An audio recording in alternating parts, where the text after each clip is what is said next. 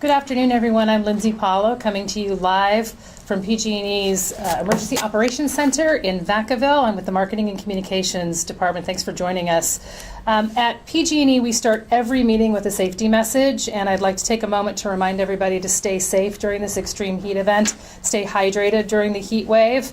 We are here to provide an update on how we are responding to this heat wave, and we appreciate you joining us. Also want to recommend that our customers have a plan for any possible power outages associated with the heat wave. We have more tips available on our website. It's www.pge.com/safety. Today you're going to hear from our Incident Commander, Mark Quinlan. He is the Senior Vice President of Wildfire, Emergency, and Operations. He is the EOC Commander for this heat event. You'll also hear from Scott Strenfeld. He is our meteorologist in charge and also our Chief Customer Strategy Officer for this event, Tom Smith. In addition, we'll be continuing to provide updates on pge.com and on all of our social media channels. And with that, I'll turn it over to Mark. Okay, thank you, Lindsay. Hello, everyone. Mark Quinlan, Incident Commander for our event here. First thing I want to do is just say thank you for joining us to hear a situational update report on how the PG&E system is performing. I want to start off with safety. The top priority for us at PG&E is the safety of our customers and our coworkers, and we work tirelessly to ensure that we provide safety for all of you. This is a long duration heat event, triple digit temperatures in the coastal valleys in the Bay Area, and over 110 degrees in the Central Valley. Long duration heat event, very, very dangerous, so it's imperative to Lindsay's point that you have a plan for emergencies. We've been closely monitoring and actively preparing for this event, dating back to the weekend when we activated our Emergency Operations Center.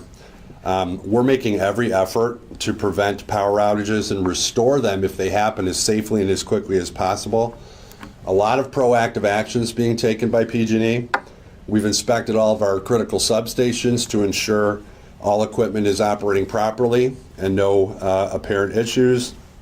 We have flown helicopters on 50 transmission lines just to proactively patrol to make sure that we don't see any evidence of any type of a tree or anything that could come in contact with our lines and disrupt service. As mentioned, we've activated the Emergency Operations Center here in Vacaville.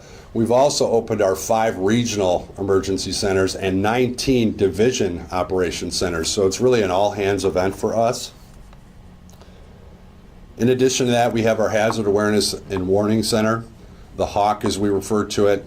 That's staffed 24/7, as are our electric transmission and distribution control centers and our electric dispatch center, all hands on deck in a readiness posture to respond to any trouble that comes our way. From a field perspective, we have done a lot of work to forecast where we anticipate the largest areas of outage to be, and we've pre-positioned resources to be and equipment to be in those areas should there be a power outage. In total, we have over 3,300 PG&E coworkers and contractors on the system right now, taking proactive action and responding to outages.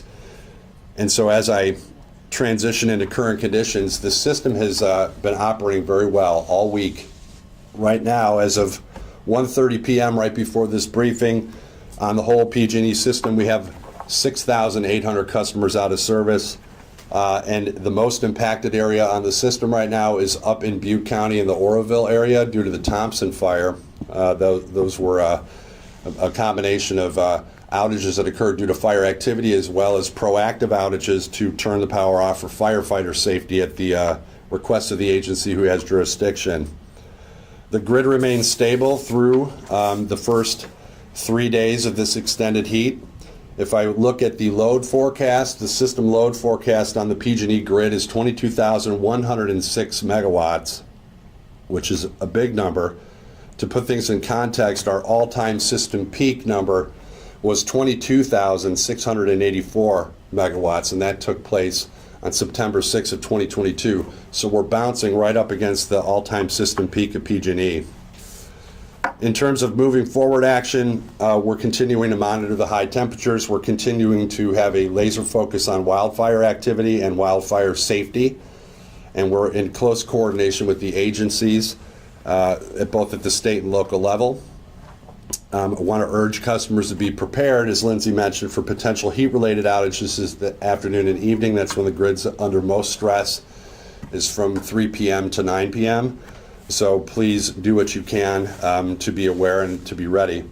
I did want to provide a quick update on our public safety power shutoff event that we executed earlier this week.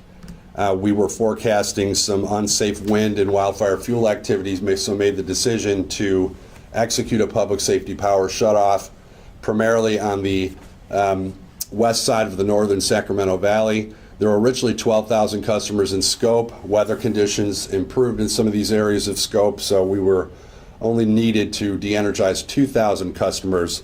We did that on July 2nd and restored the majority of them yesterday. There was a second period of risk that happened early this morning, and we shut those same customers off again, and we're in the process of patrolling and restoring our infrastructure. All clear conditions at this point moving forward for the north.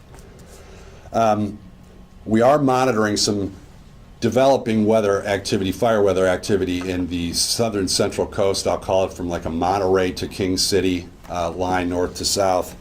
There's been a fire weather watch that's been issued by the National Weather Service. Scott will get into the details, but our team here in the Emergency Operations Center is currently looking at that event very closely, and we're scoping to understand how many counties are involved, how many customers are involved, and we'll begin our communication sequence from that point. So before I turn it over to Scott, I just do want to thank everyone. I want to thank all the PG&E coworkers out there that are working hard to keep the lights on and put them back on safely as possible. And thank all the public agency partners out there that are doing such a great job attacking these fires. So with that, I'll turn it over to Scott. Great, thanks Mark. I'm Scott Strenfeld here. I'm one of the meteorologists that are covering this event 24/7. And so essentially we have a very strong ridge of high pressure that's going to move over California over the next week and park over California. And that's really the kind of temperature and weather phenomena that's going on that's going to cause temperatures to significantly increase here over the next week. When we look at our temperature records across the PG&E service territory and we backcast and look across that history, what we're going to see over the next 7 days rivals some of our biggest heat waves that we've ever experienced in the PG&E service territory. And so we're going back to and looking at July 2006 and September of 2022 to get some comparisons with what we're going to see. There's not only going to be daily temperature records being broken and potentially some all-time temperature records potentially being broken, like Reading at 118 might be met or it might be exceeded. But one of the things that we're very concerned about with this heat wave is just the prolonged nature of the heat wave.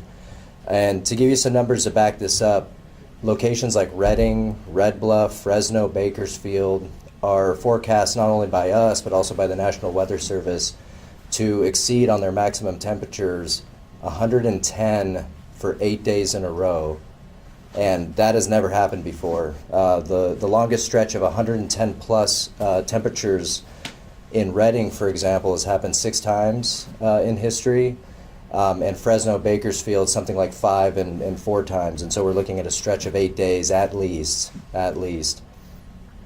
And so I can't stress enough the importance of staying cool and staying hydrated during this heat event, and we're taking it very seriously here, which is why the Emergency Operations Center is activated to respond to any issues that arise because of the heat. The National Weather Service has an excessive heat watch that's in effect all the way through next Tuesday, potentially could be expanded into Wednesday. And so there's very good communication out from the Weather Service on just how extreme this heat event's going to be. The one kind of silver lining and sliver of good news is that there is a little bit of marine layer starting to come up from the south, and so we're watching that very carefully. And that could be bringing some relief to locations that are close to the coast. Once the sea breeze and marine layer returns, that remains to be seen if that will happen and just what the strength of that will be. But one thing's certain is that any locations in the interior, like where we are in Vacaville, are going to see little to no relief from that marine layer. And then, one thing I'll say about the fire danger is that, as we know, these hot temperatures are not good for the fuels that are out there. They continue to trend drier, and in many levels, they're reaching record dry levels for this time of year, and we're just getting started with this heat event. So we do expect the fire danger and fire potential to keep rising, and we are monitoring anytime there's a fire weather watch or fire alert from any external agency. We're looking at the details of what the wind speeds are, what relative humidities are, in case we need to take that last resort action of public safety power shutoff. And so with that, I'll turn it over to the Customer Strategy Officer, Tom Smith. All right, thank you, Scott. So first off, I really would like to thank our customers for their understanding and patience while we work to keep the power on and restore quickly when it does go out. There's always a reminder that we'd like to send to every customer about being ready for any potential outage, regardless of the heat level, et cetera. So to protect customers' health and safety during this extreme event, we are pausing residential customer disconnections for non-payment. This began on June 28th. And so we really want to make sure that customers stay safe in this extreme weather.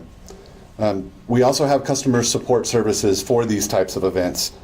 PG&E partners with the California Foundation for Independent Living through the Disability Disaster Access and Resources Program.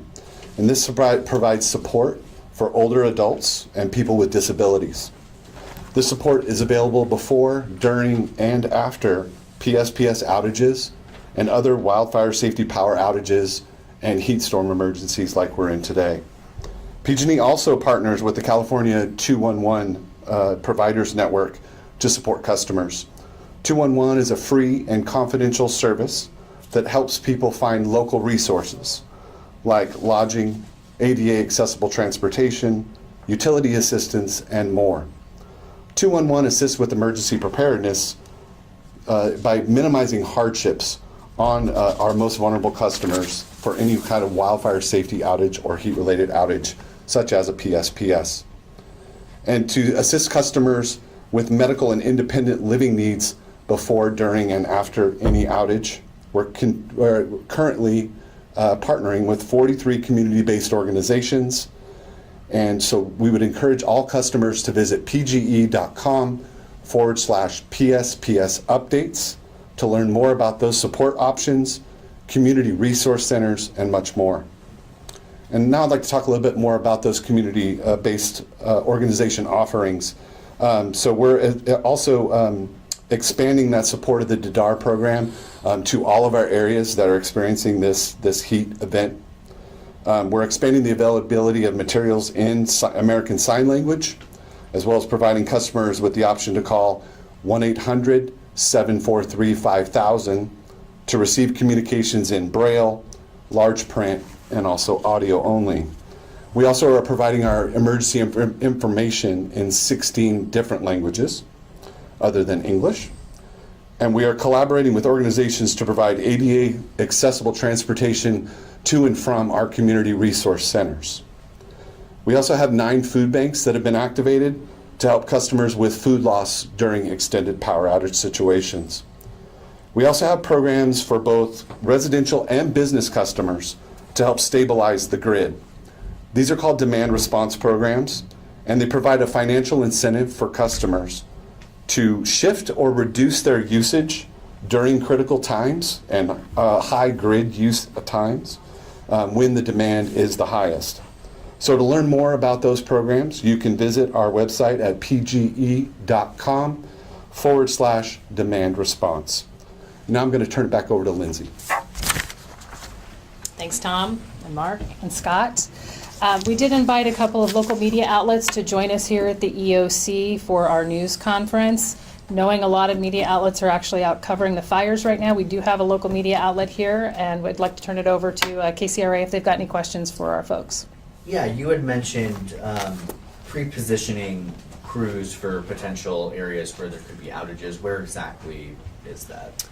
Well, thanks for the question. We have a pretty large service territory with 19 different divisions. So we look at the meteorology predictions that we receive from Scott and the team that kind of predict based on historical performance of our system, anticipated heat and anticipated outage activity, where that could be. So, and then it highlights for us like areas of concern to send our resources. So the Central Valley and some of the inland areas that are, for lack of a better term, kind of used to these heat levels, perhaps not so many in a row, they're fully complemented. We've done a lot of movement in the Bay, not so much in San Francisco, but Inland Bay, East Bay, San Jose, Concord, Walnut Creek, going all the way up in that coastal valley. When we see temperatures that are north of 100 degrees in those areas for several consecutive days, we've had some outage activity in the past. So what we've done is position resources to be able to respond. And then additionally, I know you had mentioned, kind of being proactive and checking power lines and making sure there are no trees in the way, because we know those can potentially start fires. I know technically that today we're having this press conference, but it's been pretty hot the past couple of days.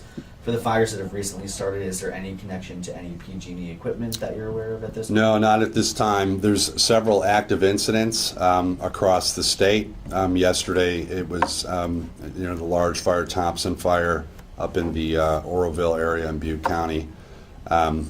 We had some transmission lines that were impacted as a result of that event from the smoke. It caused the lines to operate automatically. But CAL FIRE was asking us to de-energize sections of our system for firefighter safety so that they could get in there with initial attack operations. And then the other large fire that we're monitoring is called the Basin Fire, which is near French Gulch, Southern Sierra Nevada foothills. Those are the two biggest fires that we have right now. No indication of any PG&E involvement. We're just partnering with the agencies who are running these incidents and giving them everything that they need to be successful. And is the monitoring of the lines in terms of being close to trees and such, is that still ongoing now, getting into the rest of the Absolutely. Yeah, when we have a proactive systematic system inspection program where we're out patrolling lines on a frequent basis. But when we get into extreme events like extreme heat events, or we're forecasting potential PSPS condition with wind and dry fuels, that's where we will go out and proactively patrol the system just to make sure that we're good. So for instance, if our regular program just patrolled an asset or a transmission line last week and now we have wildfire risk or big heat risk this week, we're going to re-patrol just out of an abundance of caution. And then lastly from us, you mentioned, the power grid seems to be stable at the moment, but usage is pretty high, kind of bumping up to, max usage that PG&E has seen.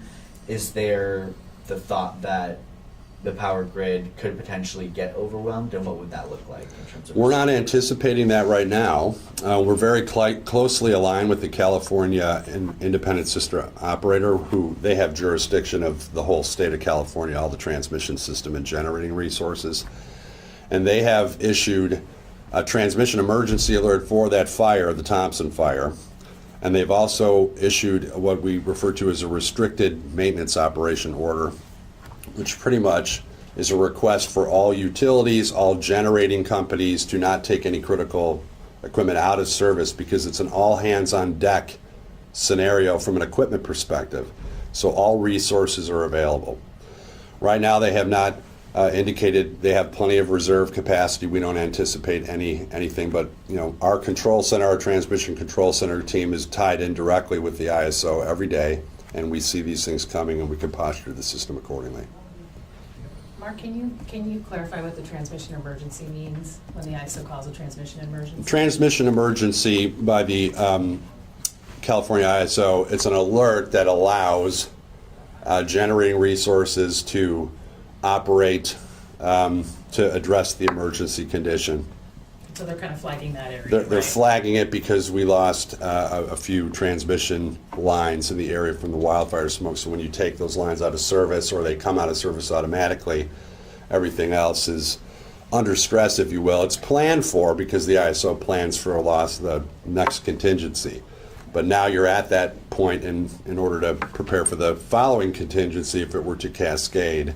That's what that alert's all about, and it's really just taking the appropriate actions on the transmission system to prevent a large cascading outage event on our system or on the interconnection. Any other questions? Okay. All right, Mark, All right, thank you. Thank you. Scott, thanks. Tom, thank you all for watching. We appreciate it. You can continue to follow us on social media channels and also on pg.com for the most up-to-date information about the impacts of the heat event and how we're preparing to respond. Again, we thank our customers and we urge you to stay safe out there.